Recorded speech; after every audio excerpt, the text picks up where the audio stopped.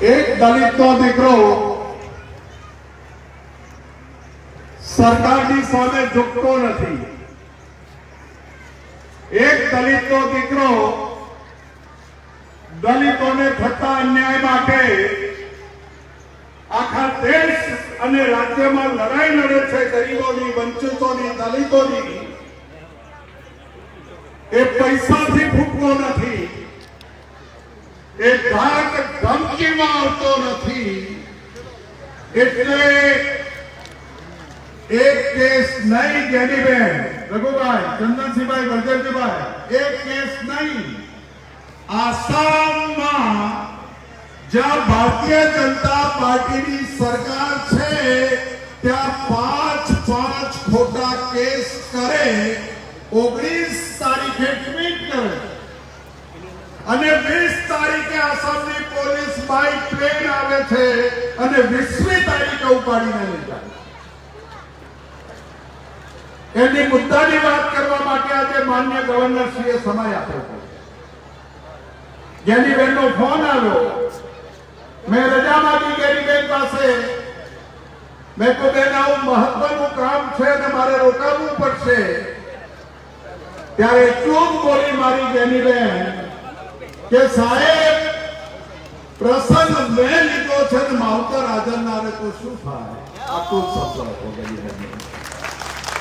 અને જ્યારે માવતર તરીકે બેન અમને ગણતી હોય ત્યારે અમારી જવાબદારી વધે છે.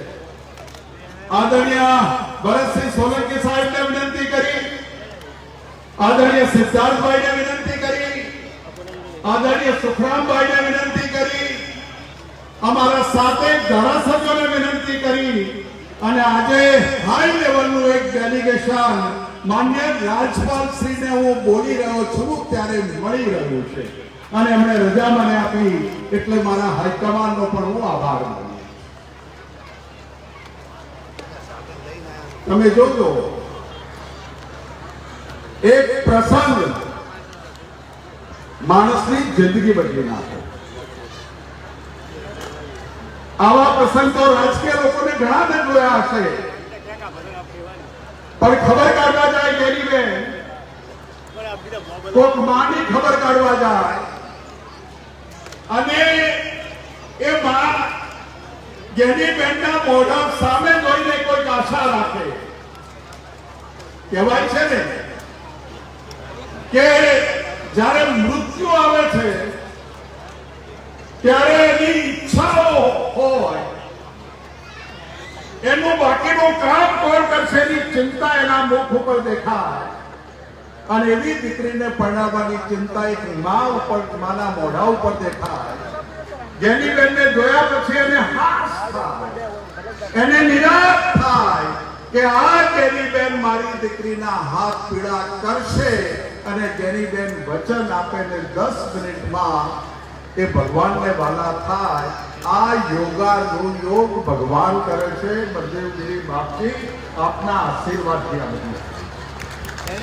આવા પ્રસંગો તો હજારો બન્યા કોરોના દરમિયાન, આવા પ્રસંગો તો લાખો બન્યા કોરોના દરમિયાન, પણ આ ધરતી ઉપર જ્ઞાનીબેને અવતાર લીધો ત્યારે વિધાતાએ લેખ લખ્યા હતા કે કોરોના જેવો કાળ આવશે, એક માને તું મળવા જઈશ અને તારી જવાબદારી નક્કી થાય છે અને જવાબદારી રંગે ચંગે બળદેવગીરી બાપાના આશીર્વાદ અને સદારામ બાપાના આશીર્વાદથી તું પૂરી કરશે. એ લેખ હતા મારી જ્ઞાનીબેન. તમે જો, આ તમારા મારા ઘરે વિવાહ હોય તો આવો માંગવો ના હોય. દિનેશભાઈ, અનિલભાઈ, મહેશભાઈ, આ કોંગ્રેસ કરી શકે, ભાવ કોંગ્રેસ વાંચી શકે. અને જ્ઞાનીબેને વચન આપ્યું હતું, 2-4 જણાની હાજરીમાં આપ્યું હતું, જ્ઞાનીબેન ફરી શકતા હતા, જ્ઞાનીબેન છૂટી શકતા હતા. પણ જ્ઞાનીબેનને ખબર હતી કે આવું પૂરું નહીં કરું ત્યાં સુધી હું નિરાતે ઊંઘીશ નહીં. એની ચિંતા તેની વચનબદ્ધ મારી દીકરીએ વચન આપ્યું હતું. એ ઠાકોર સમાજના લોહીમાં હોય, એના કણ કણમાં હોય અને કોંગ્રેસની વિચારધારામાં. બાપા ખબર નથી પડતી શું બોલવું આજે. 2 મહિનામાં આવે, મહિનામાં આવે કે 2022 માં આવે. નવગણજી જ્યારે આવે ત્યારે આ જેટલા અઢારે સમાજો બેઠા છે અને બોલું છું ત્યારે ભાનમાં બોલું છું, બોલું છું ત્યારે પવિત્ર 1008 બળદેવગીરી બાપુની સાક્ષી બોલું છું કે લાવ કોંગ્રેસની સરકારમાં એક વિભાગ ઉભો કરી આવી દીકરીઓના પીળા હાથ કરવાની જવાબદારી કોંગ્રેસની.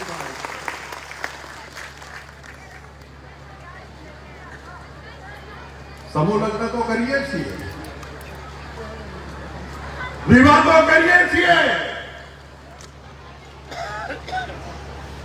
એ જવાબદારીઓ છે અમારી અને એટલા માટે કરીએ છીએ. સરકારો કોને કહેવાય? સરકારની જવાબદારીઓ શું? જેની પાસે ના હોય એને કંઈકનું કંઈક આપી અને એની જિંદગી સવારે, એને શક્તિશાળી બનાવે, એ ભણવાની શાળા લાવે તો શાળા બનાવી આપે, એ ભણાવે ગણાવે, તૈયાર થયા પછી ક્યાંક સરકારી નોકરી આપે, રોજી રોટીનો વ્યવસ્થા કરી આપે. આ સરકારની જવાબદારી. આ મુખ્યારાઓ બેઠા છે, પૂછો એને કે પોલીસની તૈયારી કરે, એસઆરપીની તૈયારી કરે, તલાટીની તૈયારી કરે, વન સંરક્ષણ અધિકારીની તૈયારી કરે, એ અધિકારીની બનવા માટેની તૈયારી કરે, પરીક્ષા આપવા જાય અને ચાલુ પરીક્ષા એ પેપર ફૂટે. એક વખત ફૂટે તો એને સજા કરી હોય તો બીજી વખત ના ફૂટે. એક વખત ફૂટે શું કરીને છે? જોવું છે. સરકારના મગજમાં અહંકાર છે, સરકારના મગજમાં રહી પડેલી છે. એક વાર પેપર ફૂટે કઈ ના થયું, 2 વાર ફૂટે કઈ ના થયું, 3 વાર ફૂટે કઈ ના કર્યું, 4 વાર ફૂટે કઈ ના કર્યું, 14 વખત પેપર ફૂટે. અને પેપર ફૂટે એટલે એમ કે છે કે પેપર ફૂટ્યું નથી, લીક થયું, કોપી કરી. જય માતાજી. તમારા માટેની આ વ્યાખ્યા કોપી કરવાની છે, તમારા માટેની આ વ્યાખ્યા પેપર ફૂટવાની છે. પણ અમને ખબર છે કે મારો દીકરો પોલીસનો યુનિફોર્મ પહેરે છે, એ તમારાથી સહન નથી થતું, એટલે એને તમારે યુનિફોર્મ પોલીસનો તલાટીનો નથી બનવા દેવો. અને ચોરે ને ચૌકે દારૂને ગાજો, ચરસ અને ટેક્સી હાથડીઓ ખોલીને તમે અમારા બેરોજગાર યુવાનને રોજી રોટી નથી આપતા અને વ્યસનનું ખપ્પર આપીને અમારી પેઢીને બરબાદ કરવા માંગો છો. અને એટલે જ આજે પણ પ્રધાન જેલમાં છે. ગરીબેન છૂટ્યો નથી ને? ગુનો શું? પોલીસે કહ્યું કે દારૂ જુગારના અડ્ડા બંધ કરો. પોલીસે ના પાડી. અને તમે જોયું આપણે રાજકોટમાં પહેલા રિક્ષામાં દારૂ આવતો, પછી ચાલવામાં આવતો, પછી આઈસરમાં આવતો હતો, પછી ખટારામાં આવતો હતો અને હવે કન્ટેનરમાં આવે. પાયલોટિંગ કોણ કરે? પોલીસ. આ ખબર શું બેઠું છે? આ કરવાવાળા કોણ છે? જવાબદારી કેમ નથી? આ પૂછો મારી માતાઓને, બહેનો બેઠી છે કે એમના ઘરમાં જે વ્યસન વાળું છે, દશા શું થાય છે? પૂછો. જાન આવવાની હોય ને એ એક જણને હાથેલો કેવો ભારે પડે છે તો જેના ઘરમાં દુઃખ હોય ને એને ખબર પડે. રાવણ થઈ બેઠો હોય, ઉજાગરા થતા હોય, એ સમાધિ અમને ખબર છે. એ વ્યસનની બરબાદી અમને શું દેખાય છે અમને ખબર છે. અને એટલા જ માટે આજે વિનંતી કરવા માટે આવ્યા. અને ગેરીબેન જેવા અહીંયા મારા ધારાસભ્ય બેઠા છે, ભાઈ બળદેવજીભાઈ હોય, રઘુભાઈ હોય, ભરતભાઈ હોય, ચંદનસિંહભાઈ હોય, નથાભાઈ હોય, અમે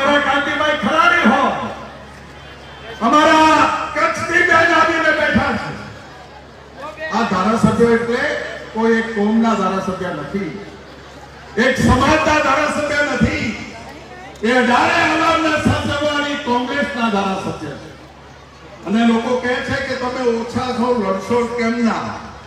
પાંડવો 5 જ હતા અને 18 અક્ષરની સેનાનો ભૂક્કો બોલાવી દીધો તો ભૂક્કો બોલાવી દીધો તો કારણ પાંડવો ધર્મના પક્ષે લડતા હતા, પાંડવો સત્યના પક્ષે લડતા હતા અને પાંડવોએ ધર્મ અને સત્યની લડાઈ લડ્યા એટલે ભગવાન કૃષ્ણ એમના પડખે હતા. અને ચાલ માટે બળદેવગીરી બાપા આપના આશીર્વાદ માંગીએ છીએ.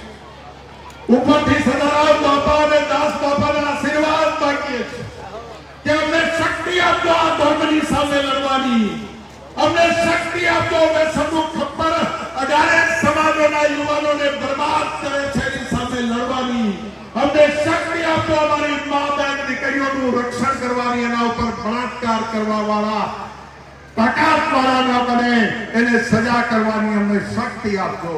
અમને શક્તિ આપજો કે આ 2-5 રૂપિયા મહેનત મજૂરીના કમાઈએ તો આવી દીકરીઓના પીડા હાથ કરવા માટે સમૂહ લગ્નમાં કંઈકનું કંઈક આપતા જઈએ. એવી પરમ કૃપાળુ પરમાત્મા તું અમને શક્તિ આપ. અને એટલે જ તમને બધાને વિનંતી કરવા માટે આવ્યો છું. સમય ખરાબ આવી રહ્યો છે. તમારા ભાગલા પાડવા વાળા 24 કલાક રણનીતિ બનાવી રહ્યા છે. તમને વનવંદના કહેવા વાળા 24 કલાક નકશાઓ બનાવી રહ્યા છે. તમને જુદા કરવા વાળા 24 કલાક તમે ભેગા ના થાઓ એનો પ્રયત્ન કરી રહ્યા છે. ભેગા થજો, ભેળા રહેજો, ભેળા થઈને જે ડખા હોય એ કાઢજો. ડખા કાઢ્યા પછી જે પ્રસંગ આવે ને એ ગુલાલ ઉડે એવો ઉજવજો. એવી વિનંતી 2 હાથ જોડીને તમને બધાને કરું. લોકો કહે છે કે જગદીશભાઈ શું કરશો? મેં તો અમે બોલતા નથી, અમે વાચાર નથી, અમારી સંખ્યા છે, સમાજ મોટો છે. અમે કદાચ અમારી રજૂઆતની વાચા નથી આપી શકતા, પણ જે દાડે ઉજાણી કરવાનો પ્રસંગ આવે એ દિવસે અમે મોદ નાખીને એકતા કર્યા પછી જે પ્રસંગ ઉજવીશું એ ગુજરાતના નકશાને બદલી નાખશે, ગુજરાતની રાજનીતિને બદલી નાખશે. એ જ વિનંતી સાથે બેન જ્ઞાનીબેનને ખૂબ અભિનંદન આપો. મારી દીકરીને ખૂબ અભિનંદન આપો. એ જ્યારે અમને માવતર ગણે છે ત્યારે આ દીકરીઓને સાચવવાની જવાબદારી આપણી સૌની. એ દીકરી લડે છે, એ દીકરી જદુમે છે, એ દીકરી ઉત્તર ગુજરાતના મોટા માથાની સામે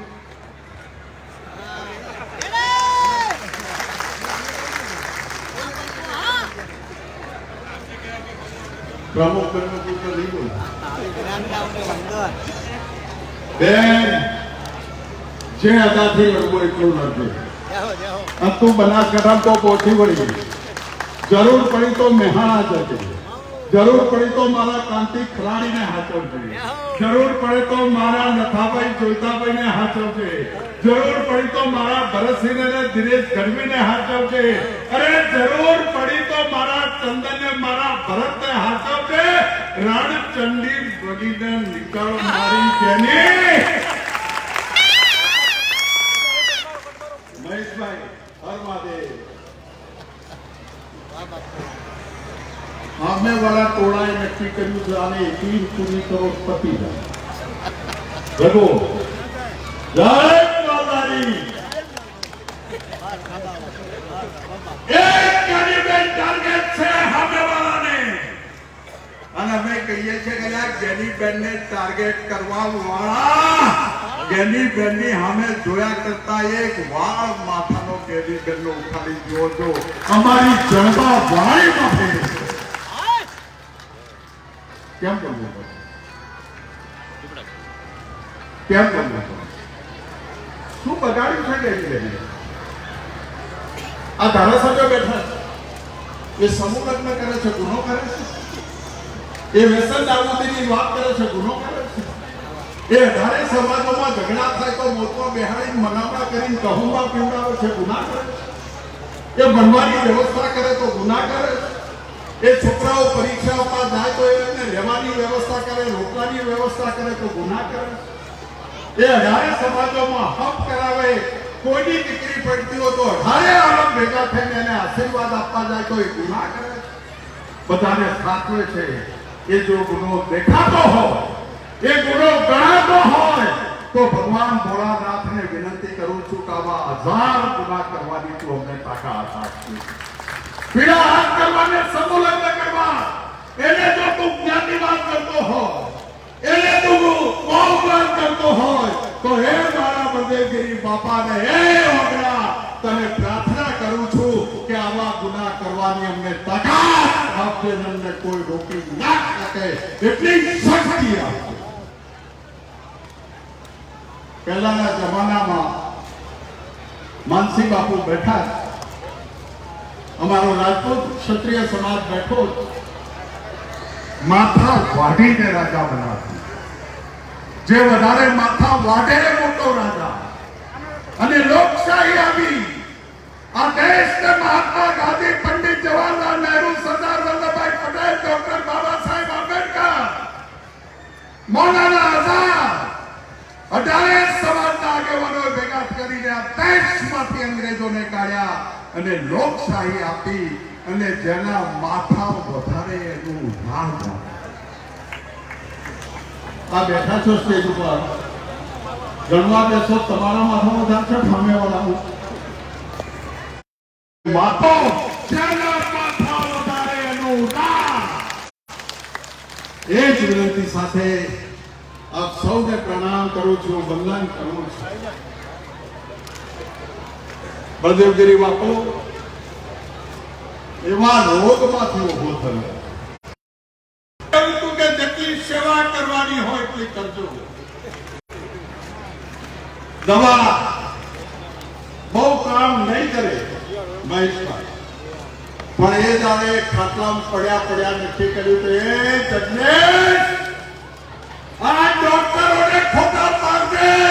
એ તારા સદારામ બાપાને, બળદેવગીરી બાપા આશીર્વાદ આપજે. અને કોંગ્રેસની સરકાર જોઉં ને બનાવ પછી તારે મને ઉપાડવું હોય તો ઉપાડજે. એ વિનંતી કરી બાપા તમારા દરબારમાં તમે જોયો તો, મને આપણે પગે લાગવા આવ્યો હતો ત્યારે તમે મને જોયો હતો અને તમે મને કહ્યું કે જગ્યા ઉઠ, ઓગળો તારી સાથે છે. એમને મોહો નહીં.